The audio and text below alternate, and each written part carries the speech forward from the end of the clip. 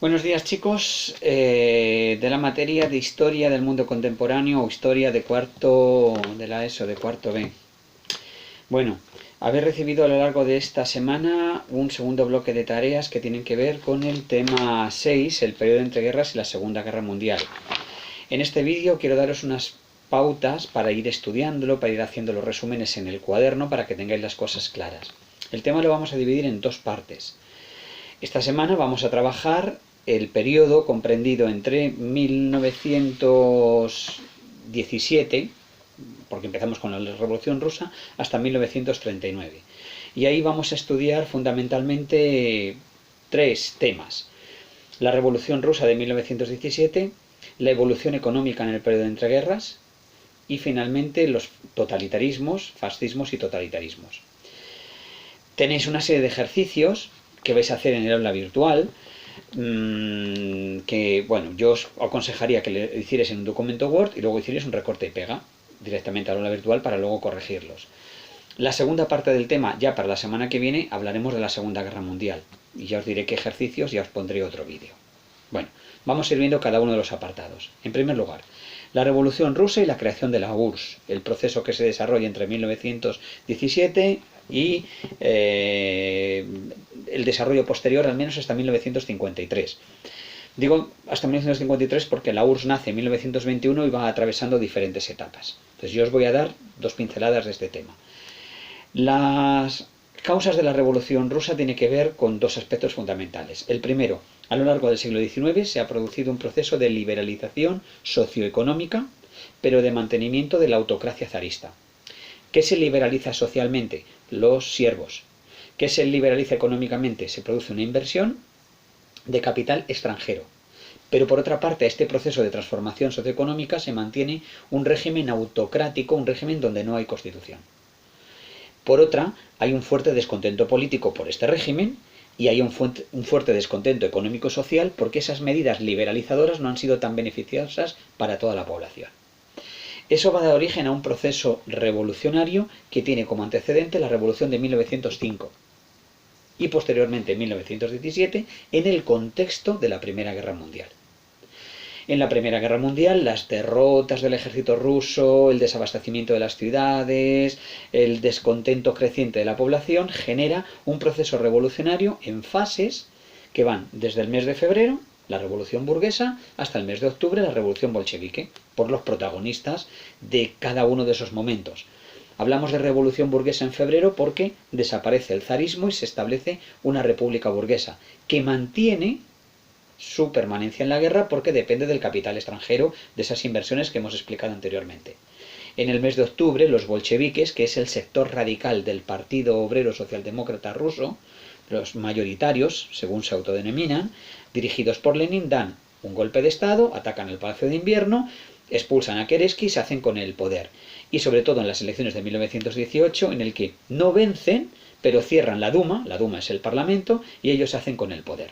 Se inicia así entonces un proceso de conversión de la antigua Rusia no zarista, sino ahora burguesa, pero ya posteriormente Rusia bolchevique, en la Unión de Repúblicas Socialistas Soviéticas, en el que el partido bolchevique se ha transformado en partido comunista, saca a Rusia de la guerra y se inicia también una guerra civil en su interior entre el ejército rojo, que apoya al partido comunista, que apoya al nuevo régimen, y el ejército blanco, que está apoyado por las potencias extranjeras y que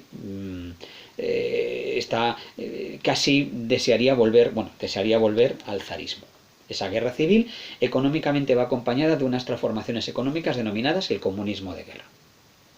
En 1921, Lenin, que es el que lidera todo este proceso, gobernará hasta 1924 la Unión de Repúblicas Socialistas Soviéticas.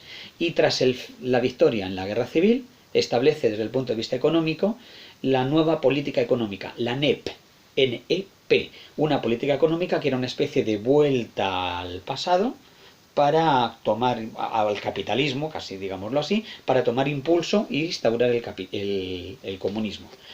La muerte de Lenin en 1924 inicia un proceso crítico en la URSS de enfrentamiento entre la cúpula de poder, al que finalmente se hará vencedor Joseph Stalin, que establece un sistema político totalitario, el stalinismo, en el que la economía pasa a manos del Estado, la colectivización económica, el desarrollo de la planificación y los planes quinquenales y la imposición de una dictadura hasta 1953 su muerte, y entre medias tenemos la Segunda Guerra Mundial, conocida por los soviéticos como Gran Guerra Patria.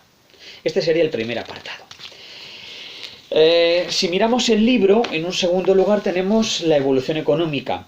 En la evolución económica tenemos que, esto va a ser mucho más rápido, vamos a ir pasando de la prosperidad de los felices años 20, los años 24, 25, 26, fijaros que digo 24 porque tras la Primera Guerra Mundial se desarrolla un momento crítico de consecuencias tras la guerra, pero los años de la Belle Époque, los años felices años 20, serían estos años en los que se desarrolla la industria, el consumo de masas, las inversiones en bolsas, que serán en ocasiones también podemos encontrar ahí en la propia superproducción industrial y en la especulación financiera, los dos síntomas que darán origen a la crisis de 1929, a la crisis del crack bursátil de la Bolsa de Nueva York, que se extenderá a nivel mundial y que tendrá unas fuertes consecuencias económicas, políticas, sociales, y también lo que conocemos con el nombre de la depresión, que será el caldo de cultivo del ascenso, por ejemplo, del nacionalsocialismo alemán, junto con las consecuencias del final de la Primera Guerra Mundial. Se intentaron dar diferentes soluciones, la más conocida, el keynesianismo, ¿vale? O también las políticas de autarquía, de aislamiento internacional. Eso es lo que tenéis que estudiar. Y pasaríamos ahora, ya por no alargar demasiado el vídeo, al tercer apartado, el ascenso de los totalitarismos. Un régimen totalitario es un régimen en el cual un sistema parlamentario ha desaparecido y se confunde el partido único que solamente se permite en ese régimen con el sistema político. Los regímenes totalitarios tuvieron fundamentalmente el apoyo de la clase media, los de derechas, para controlar el mundo obrero, de la clase obrera, los de izquierdas, para lograr la revolución de izquierdas.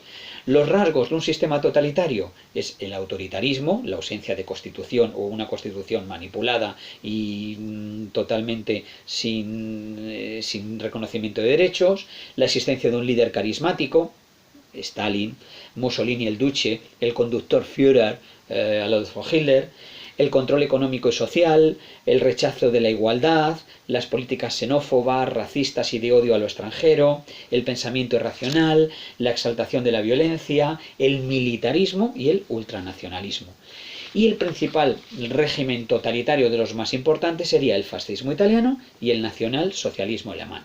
Fascismo italiano que se desarrolla desde 1922, tras la marcha sobre Roma liderada por Benito Mussolini, y el nacionalsocialismo alemán desde enero del 33, liderado por Adolfo Hitler, y todo ello que daría origen a la Segunda Guerra Mundial. Aquí tenéis fundamentalmente los datos más importantes de esta primera parte del tema. Ya la semana que viene os colgaré otro vídeo, incluso intentaremos hacer algún tipo de videoconferencia para establecer dudas sobre el tema.